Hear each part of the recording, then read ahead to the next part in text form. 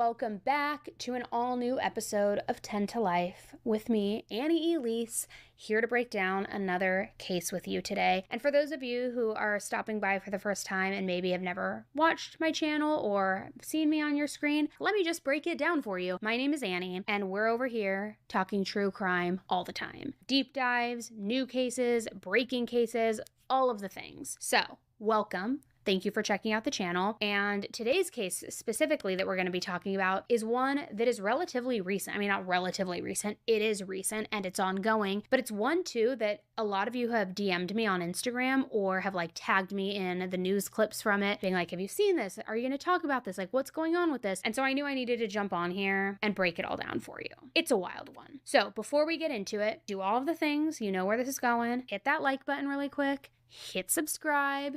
And let's get into it.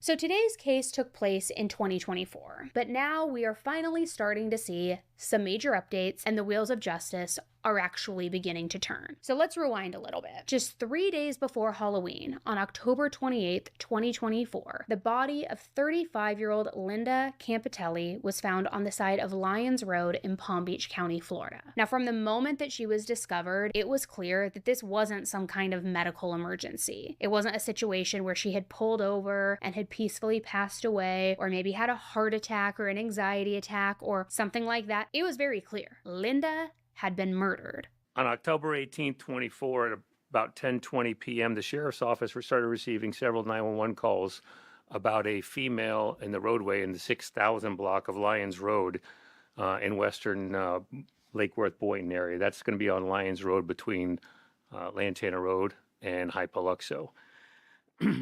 Callers called 911 and said there was an unresponsive female laying in the roadway near a white Chevy Tahoe. Linda's white Chevy Tahoe was also on the scene, and it was abandoned about 50 feet away. But by the time that she was found, Linda was already gone. And as I said, it hadn't been a peaceful death. She had suffered blunt force trauma to both her head and her torso. She also had ribs that were broken. It was awful, brutal. And the damage wasn't just internal either. There were multiple cuts all across her face, consistent with repeated blows, kind of indicating that she had been dragged most likely by her arms or hands based on how this fabric was ripped in this upward motion. Her heels told the same story. According to court documents, they were, quote, completely worn down, disfigured, and distorted. And then she had just been left there, discarded on the side of the road like garbage. Her official cause of death was ruled a homicide, blunt force trauma to the head and the torso. And by the time that Linda was found, it was around 10:18 p.m. According to her husband, John, she had just left the house a few hours earlier, around 7:30 p.m., and she had plans to go out and meet friends for dinner. So this begs the question, how does a normal night out turn into something this brutal? And what happened in those 3 hours between when Linda left her house and when she was found?